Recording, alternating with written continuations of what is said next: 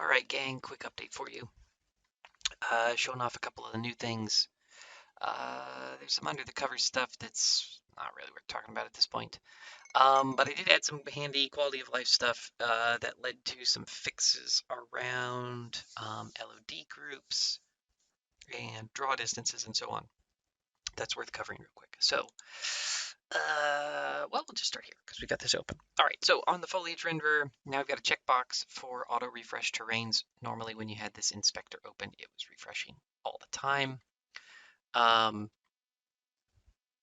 But maybe you don't want that, right? Depending on your project and your setup and what all you're doing. So you can uncheck that and you can hit this refresh all. So if like you're making changes and you're like, why isn't it showing up? You can hit that button and then you'll be set. Okay, so there's that. Then I've done some work here on making sure distance modes kind of all play ball with the way they're supposed to. So that's down to 400, not as far. We can switch this back to quality settings, which is the terrain default of 80. If you come down here to custom draw options now, you can see we've got our LOD group assigned. Now, remember, Microverse is tricking Unity into thinking that the first LOD is the detail prototype, and then it gets unpacked the right way for Foliage Renderer. So this shows up as sphere, even though it's our LOD test. We've still got our material preview here, but I've added a handful of things particular to LOD groups. So if you have an LOD group present, you still got your distance overrides here, but you can now set your fade mode. I'll probably add something at some point to help fix up or normalize or something, like the crossfade settings. When you do have this selected, but you can click on this and then get to your thing. I got two inspectors open, so you just have to deal with it. And then it has this display here that says the final 1% of this LOD group is completely cold. It will not draw.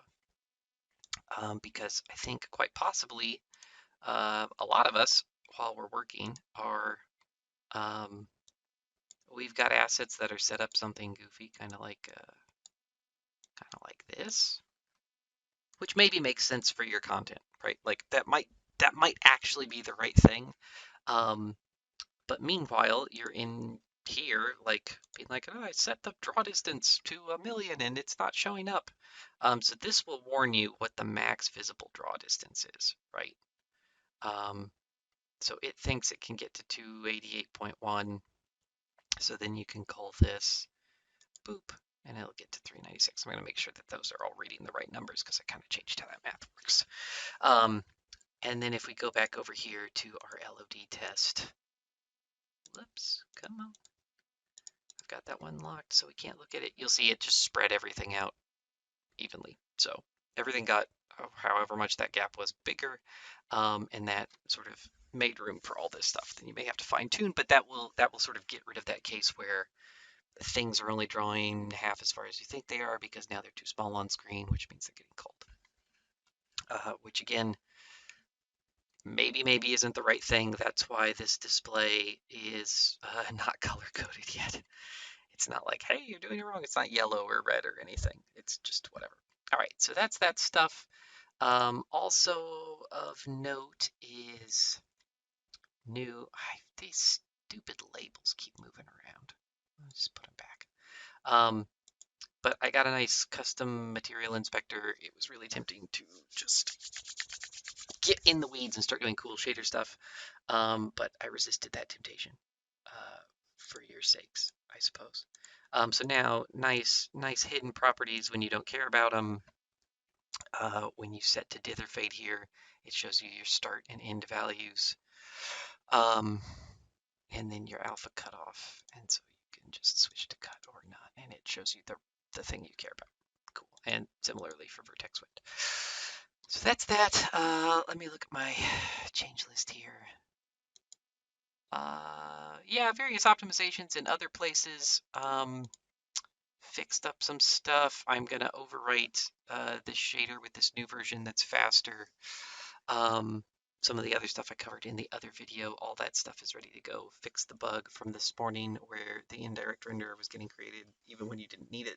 There was just one particular thing that wasn't getting it the right way. That was causing it to new one up. So that's where we're at. This will be pushed up to GitHub soon. I just want to sanity check everything one more time, just so we don't take any, we take steps forward and not sideways.